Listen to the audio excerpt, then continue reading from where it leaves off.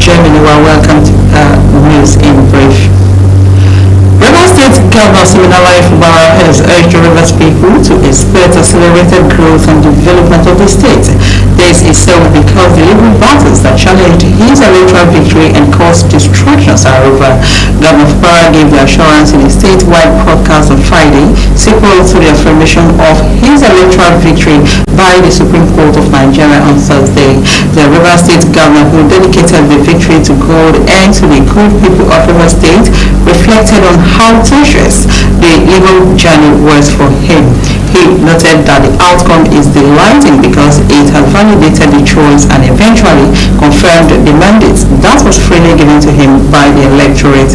Governor Fubara, who expressed gratitude to President Bola Tinubu for his fatherly will in the crisis in Rivers State, also thanked all the leaders and well-meaning Rivers people for their support. The governor stated that the Supreme Court's ruling now serves him as an immeasurable energizer to accelerate governance. Governor Fubara emphasized that he will do so with utmost sense of commitment in bringing the benefit of governance to all Rivers people, irrespective of their political affiliations. Governor Fubara said his administration will continue to explore the path of peace because it is a sure foundation upon which to pull the people out of poverty. And he vowed to achieve a greater River State by continuing on the path his administration had taken in the last 7 months. The Nigerian Ports Authority (NPA) and the Nigerian Customs Service have pledged to work together to deepen trade facilitation and drive export as part of measures to support the federal government's economic diversification efforts. They made the pledge when the Controller General of the NCS, Bashir Adewale Adeyemi, led members of his management team to NPA's headquarters, Lagos. Both heads of the agency stated that such collaboration will improve Nigeria's export earnings and facilitation of export cargoes. The managing director of NPA, Mohammed Bello Koko, said there is a need to streamline export desk to make facilitation of cargoes on board vessels seamless. The NPA boss, however, found a situation where export processing terminals report to export desk at the seaports.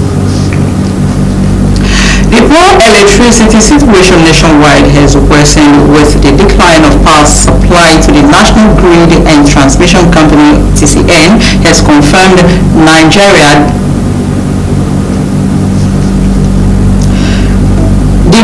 They made the pledge when the Controller General of the NCS, Bashir Adewale Adeyemi, led members of his management team to NPA's headquarters in Lagos. Both heads of the agency stated that such collaboration will improve Nigeria's export earnings and facilitation of export cargoes. The managing director of NPA, Mohammed Bello Koko, said there is a need to streamline export desk to make facilitation of cargoes on board vessels seamless.